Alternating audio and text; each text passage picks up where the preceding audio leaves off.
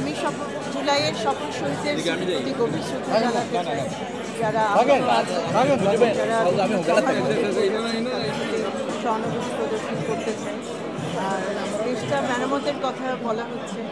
আমরা চাই যে এই বাংলাদেশ বিনির্মাণে একটা গণতান্ত্রিক পথে অগ্রযাত্রার ক্ষেত্রে দেশে বিদেশে বাংলাদেশিরা যেখানে আছেন তারা যাতে সবাই এগিয়ে আসেন এবং বাংলাদেশের কথা ভাবেন এবং বাংলাদেশের অগ্রগতিতে গণতান্ত্রিক প্রক্রিয়া যাতে যার যার স্থান থেকে গুরুত্বপূর্ণ ভূমিকা রাষ্ট্র সংস্কার মেরামতের যে তারেক রহমানও 31 দফা কর্মসূচি 2022 সালে উনি প্রকাশ করেছেন এবং রেইনবো নেশন বিল্ড করার জন্য উনি জাতি গঠনের সবার কাছে এর আগেও বেগম খালেদা জিয়া উনি রাষ্ট্র মেরামতের জন্য সংস্কারের জন্য কর্মসূচি দিয়েছেন। শহীদ রাষ্ট্রপতি জিয়াউর রহমানের একই বিষয় 19 দফা কর্মসূচি। আমরা সব মিলিয়ে যে জিনিসটা এই যে আপনার জুলাইয়ের চেতনা, স্বাধীনতার চেতনা, 52-এর চেতনা সবগুলি মিলেই আমরা বাংলাদেশে একটা সুষ্ঠু নিরপেক্ষ নির্বাচন যেটার জন্য যারা জীবন দিল, সাম্য, মানবিক মর্যাদা, সামাজিক ন্যায় বিচার সুপ্রতিষ্ঠার জন্য আইনের শাসন, ডেমোক্রেসি, হিউম্যান রাইটস এবং যাতে ইনক্লুডিং নেইবারিং কান্ট্রি যাতে আমাদের ফেলানির লাশ আর যেন না হয়, মিডিয়ার মেসাগারের বিচার যেন হয়, এই সব মিলিয়ে কিন্তু আমরা উই নিডে একটা ফ্রি ফেয়ার ইলেকশন।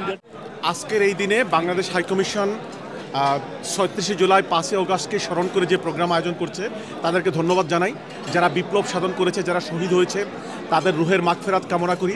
আমরা মনে করি আমরা যদি একটি বৈষম্যহীন জুলাই স্পিরিটের, আইনের শাসনের, ডেমোক্রেটিক ভ্যালুজের এবং মানবাধিকারের বাংলাদেশ গড়তে পারি এবং সেখানে যদি চাঁদাবাজি না থাকে, সন্ত্রাস না থাকে, সত্যিকার গণতন্ত্র প্রতিষ্ঠা হয়, তাহলে আজকের এই প্রোগ্রাম সফল হবে এবং যারা রক্ত দিয়েছে তাদের রক্তদান সফল হবে।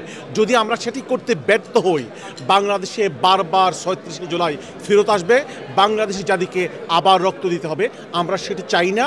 আমরা সকলে মিলে উন্নতির দিকে, পজিটিভ বাংলাদেশের দিকে, ডেভেলপ বাংলাদেশের দিকে এগিয়ে যাব এবং জুলাই স্পিরিটকে সবসময় স্মরণ করব। এই হোক আজকের এই দিনের প্রত্যয়। ধন্যবাদ। আমরা বাংলাদেশ হাই কমিশনের দাওয়াতে এসেছি লন্ডনে। এই ধারাবাহিকতা যেন অব্যাহত থাকে। বৈষম্য বিরোধী আন্দোলন করতে গিয়ে জালিম সরকারের পতন হয়েছে। নতুন এই সরকারের মাধ্যমে আগামীতে ইলেকশন হবে। আগামী দিনগুলোতে যেন কোনো বৈষম্যের শিকার কেউ না হয়, এই দিকে দৃষ্টি রাখার জন্য সকলকে অনুরোধ জানাচ্ছি। আসসালামু আলাইকুম রহমতুল্লাহ। অনেক অনেক ধন্যবাদ। আজকে বাংলাদেশ হাই কমিশন লন্ডনের দাওয়াতে উলামায়ে কেরাম, সর্বস্তরের উলামায়ে কেরাম, হেফাজতে ইসলামের অন্তর্ভুক্ত সবগুলো দল থেকে সকল নেতৃস্থানীয় উলামায়ে কেরাম মাশাআল্লাহ এসেছেন। যারা শাহাদত বরণ করেছেন, দেশের জন্য জীবন দান করেছেন, তাদের একটা দৃঢ় প্রত্যয় ছিল, চেতনা ছিল, আশা আকাঙ্ক্ষা ছিল। এমনিতেই যারা প্রাণ বিসর্জন দিয়ে দেননি, অনেক বড় আকাঙ্ক্ষা লালন করে এবং দেশের ব্যাপারে অনেক বড় একটা প্রত্যাশা অন্তরে লালন করেই তারা জীবন দিয়েছেন। সুতরাং যদি আমরা দেশে সুশাসন প্রতিষ্ঠা না করি, যদি আমরা পুরো দেশে ইসলাম বিরোধী কার্যকলাপ পরিপূর্ণরূপে বন্ধ না করি, তাহলে আমি মনে করি শহীদদের রক্তের সঙ্গে বেঈমানি এবং গাদ্দারি হবে। আমরা এই কথাটা সর্বস্তরের নেতৃবৃন্দ, দায়িত্বশীল প্রশাসন সবাই যেন এটা মনে রাখি এবং কোথাও কোনো বৈষম্য যেন না করি এবং আগামীতে ভবিষ্যতে কোনো দিন ইসলাম বিরোধী কোনো কাজ যেন বাংলাদেশে না হয় আর ইসলামের বিরুদ্ধে কোনো অবস্থান যেন দায়িত্বশীলরা কখনো জীবনে কোনো দিন না নেয়। এটাই হবে আজকের অঙ্গীকার, আজকের প্রতিজ্ঞা। এই প্রতিজ্ঞা যদি আমরা পালন করতে পারি, ইনশাআল্লাহ তাআলা আজকের এই দিবস পালন সার্থক হবে।